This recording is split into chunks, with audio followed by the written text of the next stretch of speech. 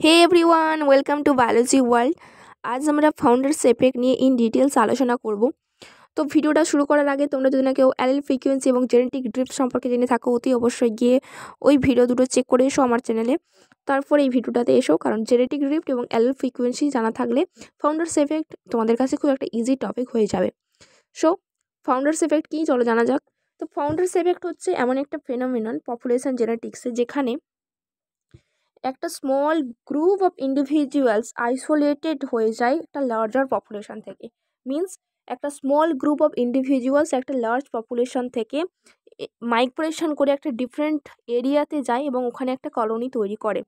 তো new area ওরা found করে কলোনি তৈরি করছে, that's why the name founders effect. Found করছে একটা নিউ এরিয়া।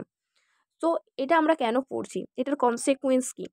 এটার কনসিকুয়েন্স হচ্ছে যে জেনেটিক ড্রিফট হয় ফাউন্ডার্স এফেক্ট থেকে, অর্থাৎ এর অ্যালিল ফ্রিকোয়েন্সিতে একটা চেঞ্জেস আসে এবং সেখান থেকে নিউ স্পিসিস অ্যারাইজ হওয়ার একটা সম্ভাবনা থাকে। নিউ স্পিসিস অ্যারাইজ হওয়ার সম্ভাবনা থাকে মিন্স এখান থেকে ইভলিউশন হতে পারে। So that's why the founders effect important. তো এখান থেকে আমরা একটা এক্সাম্পল দেখি এবং ফাউন্ডার্স এফেক্টকে এটা বোঝার চেষ্টা করি। ধরো একটা লার্জ পপুলেশন ছিল, যেখানে কিছু সংখ্যক ব্যক্তি ছিল যাদের নর্মাল আই ছিল এবং কিছু জন ছিল যাদের কালার ব্লাইন্ড ছিল, কিছুজন যারা ছিল কালার ব্লাইন্ড। ওকে, ধরো 100 জনের একটা পপুলেশন আমরা ধরছি। তো এখান থেকে কি করলো, 10 জন যে মনে করলো যে আমরা এইখানে থাকবো না ভাই, বহুত ঝামেলা হচ্ছে, আমরা একটা নিউ কলোনি তৈরি করব নিজেরা।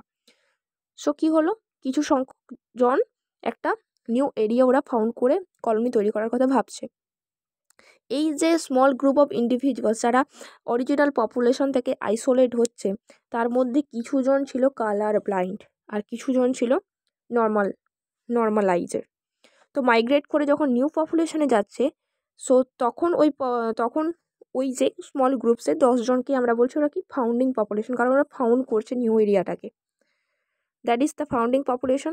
এরপর ওই যে কালার ব্লাইন্ড যারা ছিল তারা র্যান্ডম মেটিং করছে ওই পপুলেশনের মধ্যে এবং পপুলেশনের সংখ্যাটাকে ইনক্রিজ করছে, পপুলেশনের ইন্ডিভিজুয়ালের সংখ্যাগুলোকে ইনক্রিজ করছে। এবং যে দেখা গেল যে অরিজিনাল পপুলেশনে যেখানে খুব কম সংখ্যক কালার ব্লাইন্ড ছিল, নিউ পপুলেশনে ফাউন্ডিং পপুলেশন থেকে যে নতুন পপুলেশন তৈরি হচ্ছে সেখানে কালার ব্লাইন্ডের সংখ্যা একটা গ্রেট অ্যামাউন্টে ইনক্রিজ করেছে। ফলে এর যে অ্যালিল ফ্রিকোয়েন্সি, একটা বিশাল চেঞ্জেস এসেছে অ্যালিল ফ্রিকোয়েন্সিতে। So that is the founders effect, যেখানে আমরা দেখছি যে জেনেটিক ড্রিফট হচ্ছে। Genetic drift means allele frequency random change হচ্ছে তার অরিজিনাল পপুলেশন থেকে। So that is the founders effect. এবং এর কনসিকুয়েন্স কি, এরকম যদি হতেই থাকে, অ্যালিল ফ্রিকোয়েন্সিতে চেঞ্জেস আসতেই থাকে, তো সেখান থেকে একটা নিউ স্পিসিস অ্যারাইজ হওয়ার সম্ভাবনা থাকে। তো এর একটা ক্লাসিক্যাল এক্সাম্পল হচ্ছে আমাদের ডারউইন ফিঞ্চ। তো ডারউইন ছিলেন একজন ন্যাচারালিস্ট, যিনি সাউথ আমেরিকার ডিফারেন্ট আইল্যান্ডে তার HMS বিগেল জাহাজ নিয়ে ঘুরে বেড়াতেন এবং সেখান থেকে তিনি ইভলিউশনের যে মেন কনসেপ্টগুলো, যেমন অ্যাডাপটিভ রেডিয়েশন, ডাইভারজেন্ট ইভলিউশন, তারপর natural selection, survival of the fittest, এই কনসেপ্টগুলো দিয়ে গিয়েছিলেন। যোগ্যতমের উদ্বর্তন, তো নেচার তাকেই সিলেক্ট করে যার ফিটনেস ভালো, যার বেটার ক্যাপাসিটি রয়েছে এনভায়রনমেন্টের সাথে অ্যাডাপ্ট করার, তাকেই নেচার সিলেক্ট করে। বাকিগুলোর কি হয়ে যায়, আস্তে আস্তে তারা বিলুপ্ত হয়ে যায়, এক্সটিংক্ট হয়ে যায়। তো যাই হোক, তো আমরা ফাউন্ডার্স এফেক্ট এখান থেকে কি করে বুঝতে পারছি দেখো। তো ফাউন্ডার্স এফেক্টে কি হয়, আমরা বললাম যে তার জেনেটিক ডাইভার্সিটিতে রিডিউস হয়। জেনেটিক ডাইভার্সিটি কি হয়, রিডিউস হয় তার অরিজিনাল পপুলেশন থেকে। তো তোমরা এখানে দেখতেই পাচ্ছ যে যেটা আমরা বললাম যে কালার ব্লাইন্ড এবং নর্মাল যে সমস্ত আইয়ের পিপুলগুলো ছিল, এখানে বেশি সংখ্যক কি তোমরা দেখতে পাচ্ছ, এখানে বেশি সংখ্যক তোমরা কালার ব্লাইন্ড দেখতে পাচ্ছ। অরিজিনাল পপুলেশনে নর্মাল আইও ছিল, তো একটা জেনেটিক ডাইভার্সিটি রিডিউস হয়েছে। গ্যালাপাগোস আইল্যান্ডের যে ডিফারেন্ট ফিঞ্চেসগুলো ছিল, এখান থেকে তোমরা আরও ভালোভাবে বুঝতে পারবে। চলো আলোচনা করা যাক। তো ডারউইন ফিঞ্চেসে কি হয়, আমরা দেখি যে গ্যালাপাগোস আইল্যান্ডের এরকম অনেকগুলো স্মল আইল্যান্ড ছিল এবং সেখানে টোটাল 15 স্পিসিস ছিল ফিঞ্চেসের। এবং এটা একটা example of the adaptive radiation বা ন্যাচারাল সিলেকশন আমরা বলতে পারি। অ্যাডাপটিভ রেডিয়েশন কি? অ্যাডাপটিভ রেডিয়েশন হচ্ছে একটা সিঙ্গেল অ্যানসেস্ট্রাল স্পিসিস থেকে ডিফারেন্ট স্পিসিস অ্যারাইজ হওয়া। তো রেডিয়েশন মানে কি? একটা সিঙ্গেল পয়েন্ট থেকে রেগুলো ডিফারেন্ট এরিয়াতে গিয়ে পড়ছে, এটাই আমরা রেডিয়েশন বলতে বুঝি। একটা স্মল পয়েন্ট থেকে রেডিয়েট করছে, মানে চতুর্দিকে ছড়িয়ে পড়ছে রশ্মি।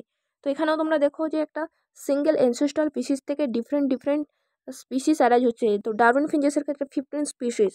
So this is radiation. Adaptive radiation means কি? এই যে স্পিসিসগুলো অ্যারাইজ হচ্ছে ওরা ওই এনভায়রনমেন্টের সাথে মানিয়ে নিয়েছে। এবং ডাইভার্জেন্ট মানেও আমরা বুঝি যে একটা পয়েন্ট থেকে যখন লাইট ডাইভার্জ করে যায়, ফিজিক্সে তোমরা পড়েছো ডাইভার্জেন্ট রেডিয়েশন সম্পর্কে। So it is a classic example of the adaptive radiation. তো আমরা এখানে ফাউন্ডার্স এফেক্ট কীভাবে বুঝতে পারবো? দেখো, সাউথ আমেরিকাতে একটা অ্যানসেস্ট্রাল স্পিসিস ছিল যেখান থেকে আমরা বললাম যে 15টা নতুন ফিঞ্চেস অ্যারাইজ হয়েছিল। কিভাবে হয়েছিল? এই যে সিঙ্গেল অ্যানসেস্ট্রাল স্পিসিসের কথা আমরা বলছি, এখানের মধ্যে এদের যেটা হ্যাবিট ছিল, এরা সিড ইটিং হ্যাবিটাটসের এই ফিঞ্চেসগুলো ছিল, অর্থাৎ এরা সিডস খেয়ে বেঁচে থাকতো। বাট কি হলো, এদের সংখ্যা ক্রমশ বাড়ছে, বাট সেই অনুযায়ী লিমিটেড হচ্ছে এদের রিসোর্সেস, অর্থাৎ সিডস সেই অনুযায়ী এরা পাচ্ছে না। এর মধ্যে কিছু এমন মিউটেশন চলে এসেছিল এই ফিঞ্চেসগুলোর মধ্যে, যাদের জন্য এদের বিকের শেপ অ্যান্ড সাইজ কিছুটা ডিফারেন্ট হচ্ছিল, বাট তারা সিড খেয়েই বেঁচেছিল। তো এরা ভাবছিল যে লিমিটেড হচ্ছে যখন রিসোর্স, আমরা ডিফারেন্ট আইল্যান্ডে গিয়ে সারভাইভ করার চেষ্টা করছিল। তখন কি হলো, কিছু গ্রুপ অফ ফিঞ্চেস একটা ডিফারেন্ট এরিয়াতে গেল, কিছু গ্রুপ অফ ফিঞ্চেস আর একটা ডিফারেন্ট আইল্যান্ডে গেল। এরকম করে টোটাল এরা 15 এরিয়াস এরা ডিসকভার করলো। তো সেখানে গিয়ে দেখা গেল, আচ্ছা ধরো যে কিছু গ্রুপ অফ ফিঞ্চেস একটা এমন এরিয়াতে গেল যেখানে গিয়ে এদেরকে ইনসেক্টের ওপরে সারভাইভ করতে হবে। ফলে ওই যে অ্যানসেস্ট্রাল স্পিসিসের মধ্যে যাদের বিকের শেপ অ্যান্ড সাইজ ইনসেক্ট খাওয়ার জন্য উপযোগী ছিল, তারা কিন্তু ওখানে বেটার সারভাইভ করে গেল। বাকি যে ফিঞ্চেসগুলো ছিল তারা কি হলো, এক্সটিংক্ট হয়ে গেল। আবার একটা এমন এরিয়াতে এরা গেল যেখানে এমন গ্রুপ অফ ফিঞ্চেস গেল যেখানে ক্যাকটাসের ওপর এদেরকে সারভাইভ করতে হবে। ফলে ওই যে মেন আইল্যান্ড থেকে যারা এসেছিল তাদের বিকের সাইজ এমন ছিল, যারা বেটার সারভাইভ করতে পারতো ক্যাকটাসের ওপরে, তাদের বিকের সাইজ এমন ছিল যার কারণে তো ওরা ওখানে বেটার সারভাইভ করে গেল, বাকিগুলো এক্সটিংক্ট হয়ে গেল। এইভাবে ডিফারেন্ট এরিয়াতে ডিফারেন্ট ক্রাইটেরিয়ার ওপর ডিপেন্ড করে 15 স্পিসিস অ্যারাইজ হয়েছিল। তো তোমরা এখান থেকে দেখতে পাচ্ছ যে মেন যে পপুলেশন ছিল সেখানে জেনেটিক ডাইভার্সিটি কতটা ভাস্ট ছিল। সেখানে সব রকমের মোটামুটি বিকের সাইজ শেপ দেখতে পাওয়া যাচ্ছিল। বাট নতুন 15 এরিয়াজে এরা যখন ডিসকভার করলো, সেখানে কেবলমাত্র এক রকমেরই জেনেটিক ডাইভার্সিটি, এক রকমেরই অ্যাডাপ্টেশন তোমরা দেখতে পাচ্ছ, এক রকমেরই বিকের শেপ সাইজ দেখতে পাচ্ছ। ফলে জেনেটিক ডাইভার্সিটির মধ্যে এরা একটা চেঞ্জেস হয়েছে অরিজিনাল পপুলেশন থেকে। এই ধরো এটা একটা স্মল গ্রুপ যারা নেক্টার রেটিং হয়, ফুলের মকরন্দ খেয়ে যারা বেঁচে থাকে, তাদের সঙ্গে যদি আমরা কম্পেয়ার করি অরিজিনাল পপুলেশানে, তো এদের কেবলমাত্র নেক্টার রেটিংয়ের জন্য বিকের 7 সাইজ সেই রকম, বাট অরিজিনাল পপুলেশনের সব রকমের ছিল। ওকে, যেমন ধরো ক্যাকটাস ফ্লাওয়ার যারা খেয়ে বেঁচে থাকতো, তাদের বিকের 7 সাইজ কেবলমাত্র এক রকমেরই, কিন্তু মেন যে আইল্যান্ড থেকে এরা এসেছিলো তাদের পপুলেশানে সব রকমেরই কিছু না কিছু কম হলেও সব রকমেরই বিকের 7 সাইজ দেখা যাচ্ছিল। তো এরকম করে টোটাল 15 স্পিসিস অ্যারাইজ হয়েছিল। তো এখানে আমরা বুঝতে পারছি যে জেনেটিক ডাইভার্সিটি রিডিউস হচ্ছে। আচ্ছা, ডিফারেন্স দেখা যাচ্ছে অরিজিনাল পপুলেশন থেকে। এদের এনসেস্ট্রাল স্পিসিস একই, কিন্তু ডিফারেন্স চলে আসছে আমাদের নতুন পপুলেশানে। তো ফাউন্ডার্স এফেক্টের কী পয়েন্টস কি? জেনেটিক এফেক্ট, তো অ্যালেল ফ্রিকোয়েন্সিতে একটা র্যান্ডম চেঞ্জ আসছেই। লিমিটেড জিন পুল, তো জিন পুল বলতে আমরা কি বুঝি? জিন পুল হচ্ছে কোনো একটা পপুলেশানে টোটাল যতজন ইন্ডিভিজুয়ালস রয়েছে তার সবার জিন এবং সেই জিনগুলোর অ্যালিলের টোটাল সামটাকে আমরা বলি জিন পুল, লিমিটেড জিন পুল। এখানে কেবলমাত্র এক রকমেরই জিন আমরা দেখতে পাচ্ছি, বাট মেন পপুলেশানে ডিফারেন্ট টাইপসের জিন ছিল, ডিফারেন্ট অ্যালিলস ছিল। তাদের যেটা জিন পুল বেস্ট ভাস্ট এদের থেকে। তো জেনেটিক ড্রিফট, লিমিটেড জিন পুল। থার্ড পয়েন্ট হচ্ছে অ্যাম্প্লিফিকেশন অফ দ্য রেয়ার অ্যালিলস। তো traits that were rare in the original population might become common in the new population due to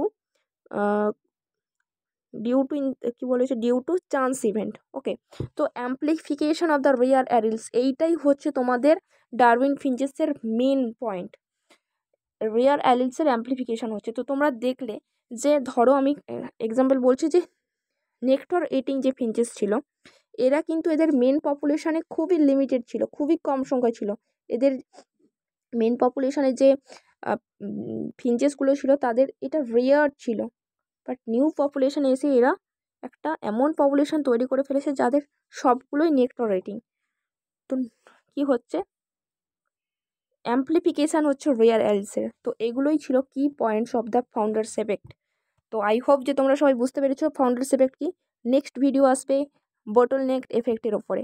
তো চ্যানেলটাকে সাবস্ক্রাইব করে রাখো ফর ইওর ফার্দার নোটিফিকেশান বেলটাকে on করে রেখো। তো পাশে থেকো, বাই বাই।